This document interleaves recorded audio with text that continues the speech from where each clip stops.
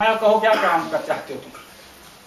انہوں نے کہا میں نے سنا تو بے شمار مرتبہ یہ واقعہ ہے، بے شمار مرتبہ میں نے یہ واقعہ سنا ہے کہ آپ صلی اللہ علیہ وسلم نے کس طرح ہجرت فرمائی اور آپ ان کے ساتھ تھے.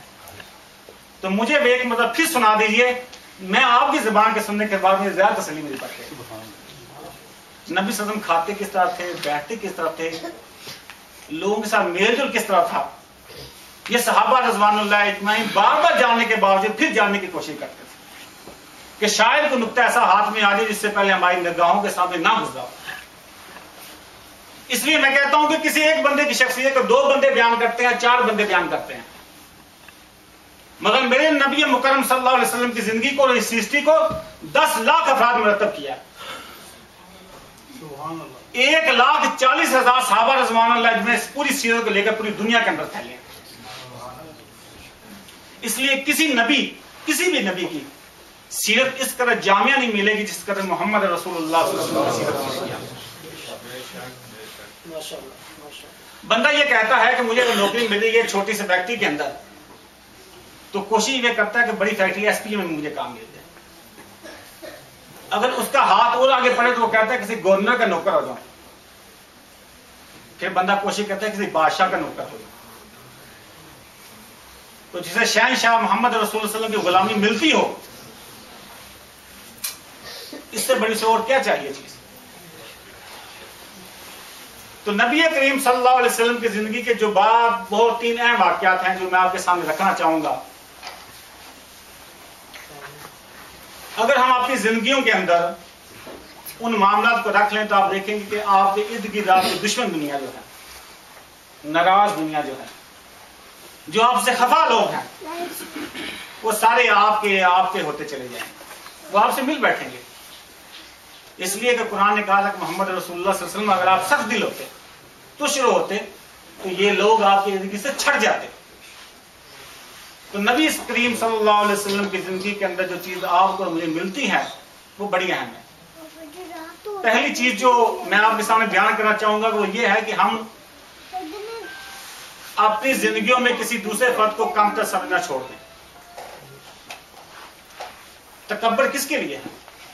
اللہ کے. انسان کس سے بنا ہے؟ مٹی سے. اور مٹی کہاں ہے؟ پاؤں کے نیچے. اور جو چیز پاؤں کے نیچے اسے تکبر کا کیا حق حاصل ہے؟ تو پہلی چیز جو ہے نبی کریم صلی اللہ علیہ وسلم کی سیرت سے جو ملتی ہے وہ یہ کہ تکبر نہیں کرتا. ایک دائی کے اندر، ایک مسلمان کے اندر تکبر نہیں ہو سکتا.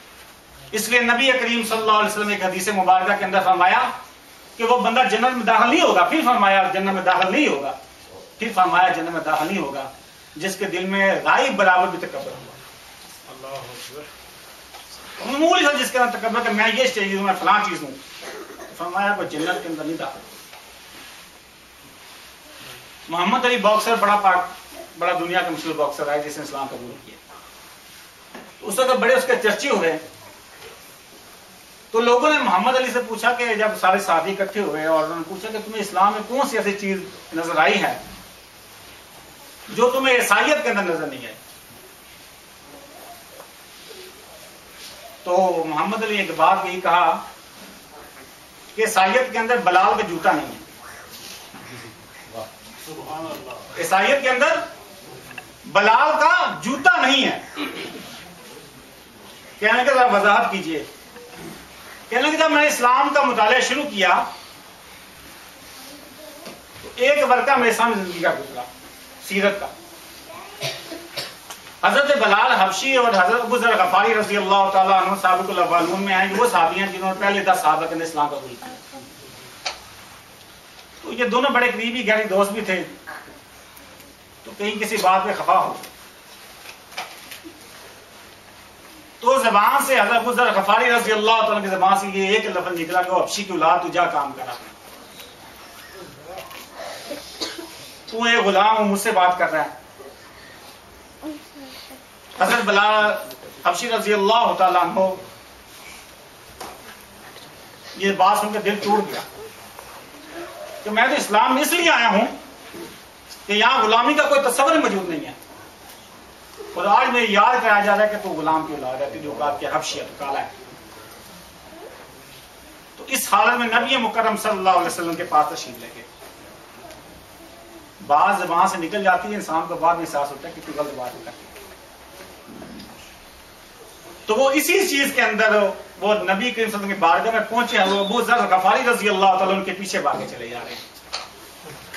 انہوں نے اپنی التجا نبی کریم صلی اللہ علیہ وسلم کے سامنے رکھی کہ میں تو اسلام میں اس لیے داخل ہوا تھا کہ اب یہاں آپ نے ہمیں غلاموں کو بھی ایک صف کے اندر آقاؤں کے ساتھ کندھے سے کندھا ملا کے کھڑا کر دیا، لیکن ابو ذر مجھے یہ کہتا ہے کہ تو حبشی کی اولاد ہے، غلام. تو حضور صلی اللہ علیہ وسلم نے اس وقت بڑے شاندار الفاظ کہہ دیے تھے جس نے پوری دنیا کے تاریخ کو بدل کے رکھ دیا. فرمایا جانتے ہو کہ اس کا مرتبہ کیا ہے؟ حضور فرمایا کہ میں اسے سیدنا کہتا ہوں. اللہ. فرمایا جنت کے 3 سردار ہیں جو کالے ہوں گے. اس لیے نبی سے فرمایا کہ آپ اس صحبت میں کالوں کو بٹھایا کرو، اس لیے کہ جنت کے 3 سردار کالے ہیں. ایک حکیم لقمان جن کی دنائی کی باتیں ہم قرآن کے اندر بھی پڑھتے ہیں. دوسرے نجاشی بادشاہ جہاں مسلمانوں نے ہجرت کی، فرمایا تیسرا سیدنا بلال جسے سرور دو عالم صلی اللہ علیہ وسلم سیدنا کہہ کے بلائیں. آپ اس بندے کا کیا مقام و مرتبے کا اندازہ کر سکتے ہیں. تو یہ بات سن کے حضرت ابو ذر غفاری رضی اللہ عنہ بڑے پریشان ہو گئے. تو سیدنا بلال یہ سن کر ان کے دل کا حوصلہ بڑھ گیا، خوشی ہو گئی ان کو کہ میں بھی جنت کے سرداروں میں سے ایک سردار ہوں. تو باہر نکلے تو ابو ذر پیچھے گئے، کہنے لگے ابو ذر، کہنے لگے بلال مجھے معاف کر. کہنے لگے بات ہوگی، میں نے معاف کر. کہنے لگے مجھے معاف کر دیں. کہنے لگا میں دل سے میں نے معاف کر دیا.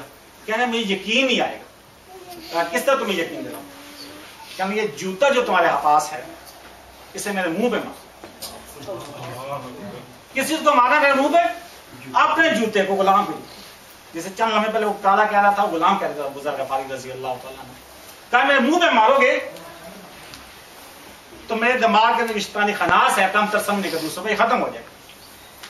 وہ نہ کرتے رہے، وہ اصرار کرتے رہے، یہاں تک کہ حضرت بلال حبشی رضی اللہ تعالیٰ نے جوتا ان کے پورے گال پہ مارا.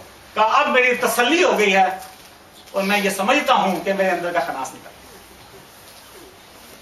آپ اور میں یہ پہلی بات ذہن میں رکھ لیں کہ دیار غیر کے اندر ہم لوگ آئے ہیں، لیکن ابھی بھی ہمارے اندر کا، جیسے ابھی ہم قاری صاحب نے بڑی اچھی بات بچے ہم کون ہیں، بچے نے کہا ہم مسلمان ہیں.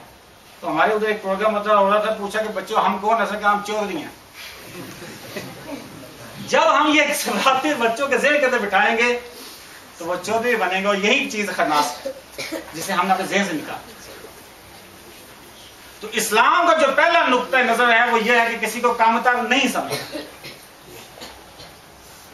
قبیلہ غسان کا ایک بہت بڑا بادشاہ جسے اسلام قبول کیا، شہزادہ، وہ آیا تھا، وہ طواف کرتا تھا. حضرت عمر فاروق رضی اللہ تعالیٰ عنہ کا دوست. طواف کرتے ہوئے اس کی چادر تھی وہ ایک عام عربی کے پاؤں کے نیچے پہ آ رہا. اس نے پلٹ کر اس کے منہ پہ تھپڑ مارا. خلیفہ المسلمین تھے حضرت عمر فاروق رضی اللہ تعالیٰ. تو اس نے التجا کی کہ خلیفہ المسلمین دیکھے منہ پہ تھپڑ مار دیا اور مجھے پتہ نہیں چلا اس کی چادر میرے پاؤں کے نیچے آ گئی. حضرت عمر فاروق رضی اللہ تعالیٰ نے پوچھا کہ پھر تم اس کا کھڑا کر لیا. کہا یہ بندہ التجا لے کے آیا ہے. کہ میں شہزادہ ہوں غسان کے قبیلے. کہا تم یہاں شہزادے ہو، لیکن اسلام نے پہلا کام یہ کیا کہ شہزادے شدے ختم کر دیں. اب تو کچھ بھی نہیں ہے. کہا پھر اس نے کہ یا تو اس سے معافی مانگ لی یا معاف کر دے، بات ختم، ورنہ یہ تیرے منہ پہ اسی طرح تھپڑ مارے گا جس طرح تم نے تھپڑ مارا. اس نے کہا مجھے ایک رات سوچنے کا موقع دو. رات کیا سوچنا تھا، اس نے بھاگا گیا، وہاں سے بھاگ ہی گیا. اسلام میں جس نے رہنا ہے اس نے برابری کی بنیاد پہ رہنا ہے. یہاں اللہ نے کسی کو فضیلت دی ہے، کسی کو اہمیت دی ہے تو اہل تقوی کو. اس لیے نبی کریم صلی اللہ علیہ وسلم نے فرمایا کہ ناک کٹا حبشی بھی تمہارا آقا بنا دیا جائے تب بھی اس کے اطاعت کرو. اور ہم نے بچوں کو یہ نہیں سکھانا کہ ہم کون ہیں، چودھری. ہم اپنے ذہن کے اندر سے یہ بات، دل کے اندر سے یہ بات نکال لیں کہ ہم بڑی چیز ہیں.